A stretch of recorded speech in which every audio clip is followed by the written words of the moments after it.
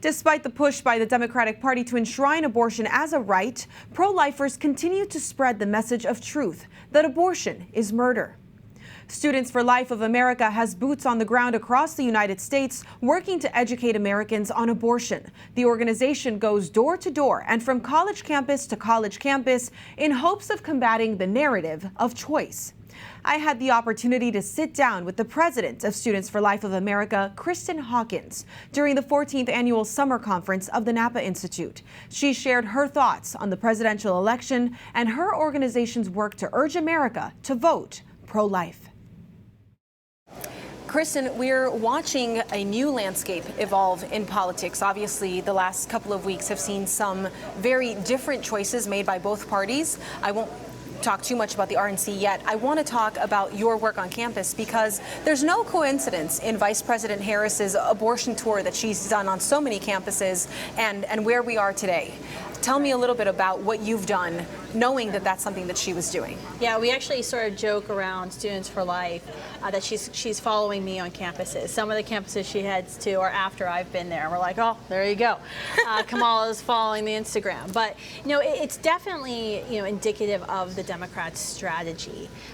Really, she has been the champion in chief of abortion for the Biden administration. Some people have called her the abortion czar. Czar, you can use that word as well. I mean, when she was a U.S. Senator, she had 100% pro-abortion rating. When she was Attorney General of California, I mean, she colluded directly with Planned Parenthood, her campaign benefactors, to target a pro-life journalist, one of our very good friends, David Daleiden, who found and showed the world some of the gruesome work that Planned Parenthood does.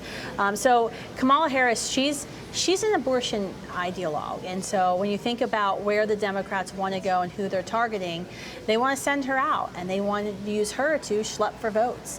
And really, it's sad because the message that she's bringing on college campuses isn't one of empowerment or hope.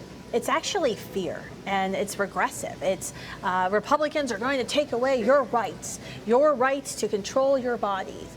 Interpretation, Republicans want to, or some Republicans, not all, I wish they all do, want to limit access to abortion to stop killing babies. And it's really interesting because she's using that to kind of gin up these young women that I get the privilege to speak to on campuses who are scared, who've never lived in an America without legal abortion, and they've been told from abortion activists like Kamala Harris, like Nancy Pelosi, like Planned Parenthood, all their lives, that somehow their ability to achieve their career of their dreams, to finish out their education, it all rests on their rights to terminate, to end the life, pay someone to end the life of their child. And that's so sad. When I pointed out to the students, I go, who told you these lies that you have to kill someone who is weaker than you, who's more vulnerable than you, because they're inconvenient in order for you to succeed? That is the opposite of empowerment, what women's empowerment should be. Yeah, and the idea that you would have to wound yourself in order to succeed, that you would have to carry this wound with you and be offered zero healing in order to have a successful career, or even to imagine having a family in a moment where you feel ready to have a family, where you feel called to have a family, which is, you know, as you know, very complicated as a mother yourself. Yes. I think you understand the realities of never being ready. I do. There's never a perfect moment. I'll just say that. So when you look at that targeting of this very specific demographic, this young vote, whose imagination was captured very much so by the Obama administration a long time ago without some of these extreme policies, was that intentional? Well, when you look at the vote tallies from 2020, for example, Arizona, Georgia, I mean, these are states where 10 to 11, 15,000 votes determined the fate of our country. I mean, really, it came down to 40,000 votes, whether President Trump was going to be reelected or President Biden won. And so when you think about, you know, going to one college campus that has 15,000, 25,000 people on it, for Democrats, it's a good bang for their buck. And so that's what, you know, our Students for Life Action, our political arm, where we're getting these young people out to state legislatures, to advocate for pro-life laws, door knocking. You know, that's the argument we're making, is we don't have to win over the entire youth vote, because we know when you look at the demographics, younger voters tend to vote more liberal, more progressive. progressive.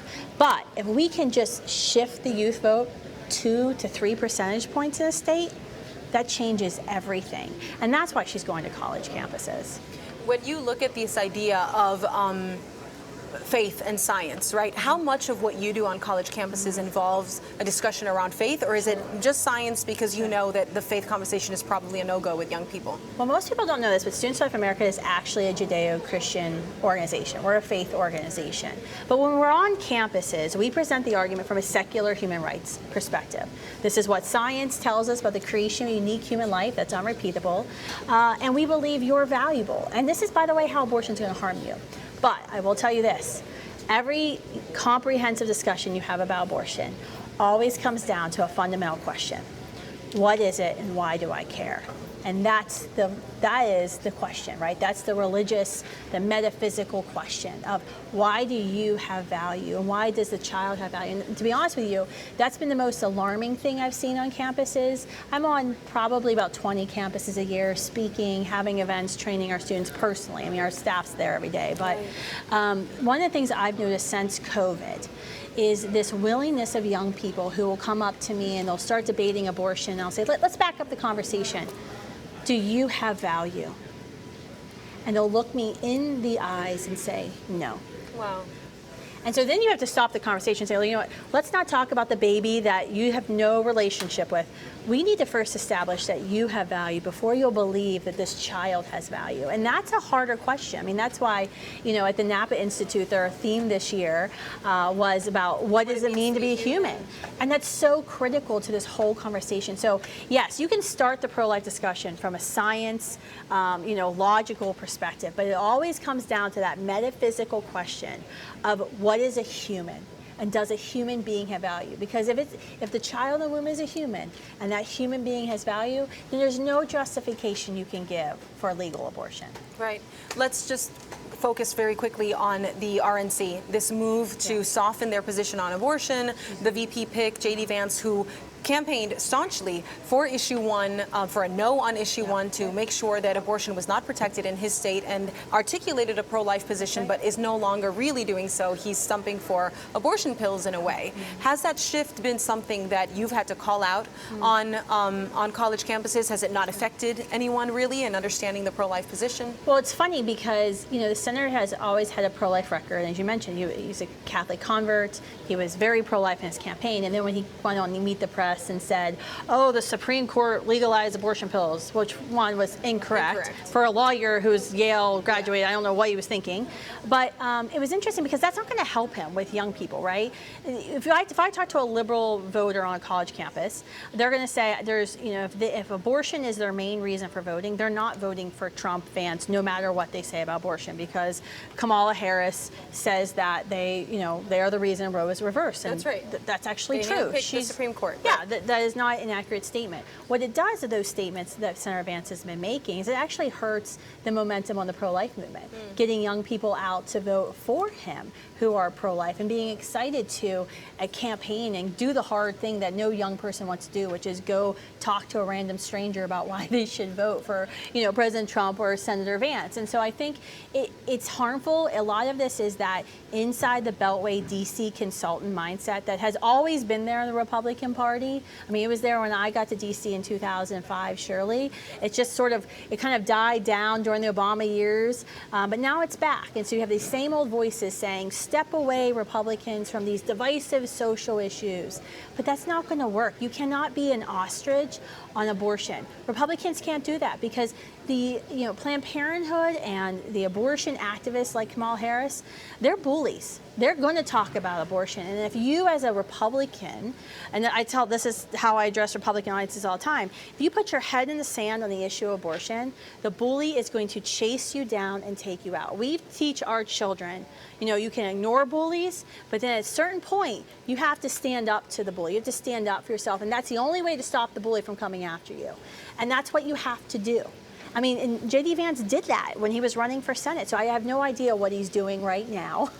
But we're encouraging him to stand strong and not buy into what the consultants are selling. He has had a great platform as a U.S. Senator on what we call the fourth trimester. How do we support mothers and families to feel that they can choose life despite the circumstances? And he has had a lot of great policy proposals and ideas, and we want to work with him in this, hopefully, a new administration. But we got to get elected first, and getting elected means we've got to make sure that Christians come out and vote, and they're excited to vote. And a little rain on election day doesn't stop them.